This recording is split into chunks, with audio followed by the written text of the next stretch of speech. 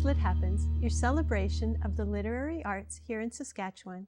Today, I'm very pleased to welcome our guest, Beverly Brenna. Beverly is a Saskatoon teacher and award-winning writer, well known for her young adult books, in particular her realistic fiction trilogy about Taylor Jane Simon, a young woman with autism. More recently, Bev has been writing for middle grade audiences as she continues to research and write on diversity themes in books for young people. Bev, welcome to the show. Oh, thanks, Danica. It's a pleasure to be here. So you've got a number of books for different age groups, and your latest one is Sapphire. Now, what was it like to write this book in comparison to some of the other ones that you've written? Well, I've sort of hit upon a magic recipe, I think, for my writing at the stage in life that I'm at with marking and other expectations. And it's 5 pages a day, which turns out to be a chapter's length in the middle grade audience. And so that's just about perfect. And do you find that you're enjoying middle grade more than young adult, or do you just find things to love about everything? Right now I am. I think there's things to like about any audience, but the middle grade work I find has a particular positive, hopeful element in character, in theme. You know, not that unhappy things don't happen, but I think there's that touch around it of lightness that I'm really enjoying. And it allows you to really play with some lovely things. Like you've brought a picture of a little mouse today. So can you tell us about this that you brought? So I have to say I don't like rodents. And friends of ours came through the city a couple of summers ago and brought their hamster, Sapphire. And I held this little thing and just absolutely fell in love with it. Navy blue eyes and all. And over time, I just kept thinking back to this hamster and realizing that I did have to write something about Sapphire.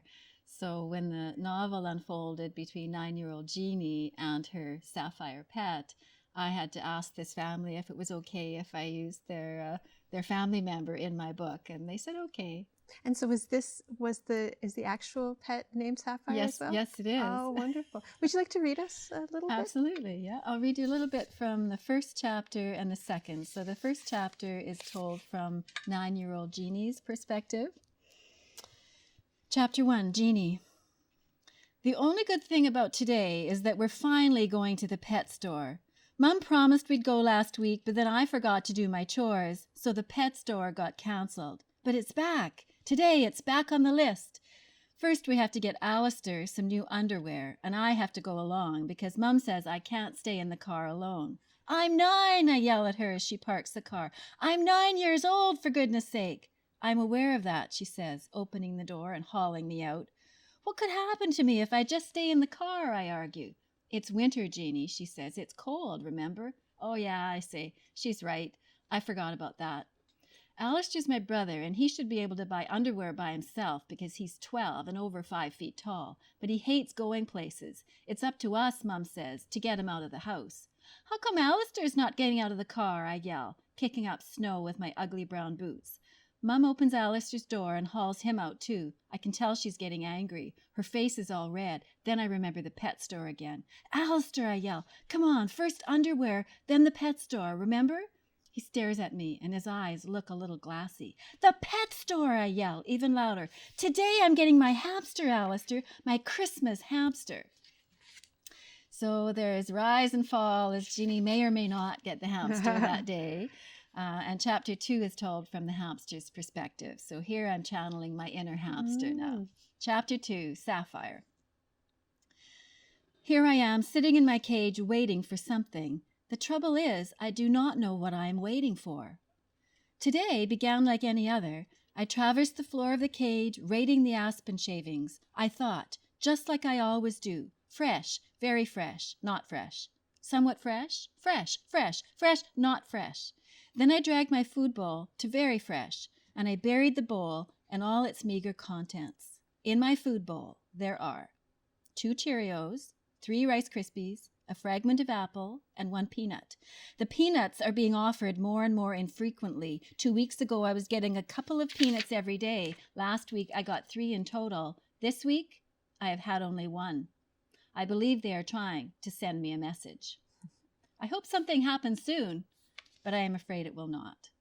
So that's rather an existentialist hamster who's looking for its meaning and purpose in life, just as Jeannie is searching for an explanation for why her family is changing in ways that she at first can't understand. Well, and it's lovely to hear such distinct voices in just a few pages. Well, I attribute that to the way that I create characters, which is to really be the character, to imagine life from that perspective.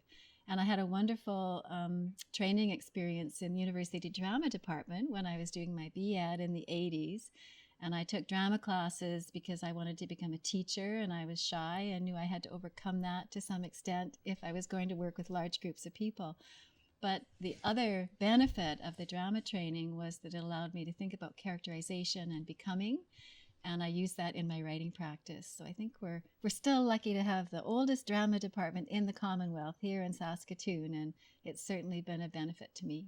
Well, and it's wonderful to talk to different writers and find out where they get those skills, because people find their inspiration in so many different ways. Absolutely. So for me, the drama program was monumental.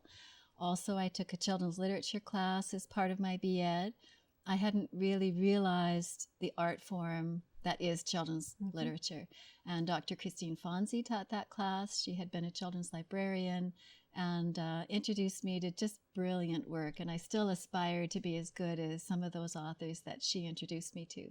Well, and one of the wonderful things about this this reading level, the middle grade, is that you know that some of these will be read aloud still. And so it's lovely to hear you read. And can you just make a comment about what that feels like to go into a classroom or into a library and yes. read these characters to people? And we need to read to children throughout their age levels, because we read to them up. We read vocabulary and syntax that they're not able to produce on their own. And it's like having the kids in the palm of your hand, and you finish chapter 1. Oh, please, can we just a little, you want a little more? Yes. And, it's just one of the miracles, I think, in working with children, that if you find the right material, you develop a really great relationship, and you can do a lot of learning in there and have a lot of fun. And it's so wonderful when authors can share that and really have made that connection to voice. Well, thank you. Well, we're just about out of time. The time goes very quickly. Where can people find your books? Well, any bookstore, Amazon, the library. And I really want to put a plug in for our public library system. We've got a phenomenal resource there. Let's use it. Excellent. Thank you, Bev, so much for being on the show today. Thanks, Danica. I'm Danica Lorer, and this has been Lit Happens. Thank you for watching. You can find past episodes on YouTube. You can find me on Facebook, Instagram, or Twitter. And if you have an idea for a show, or if you are an author who'd like to talk about your project, please contact me at danicalorer@gmail.com.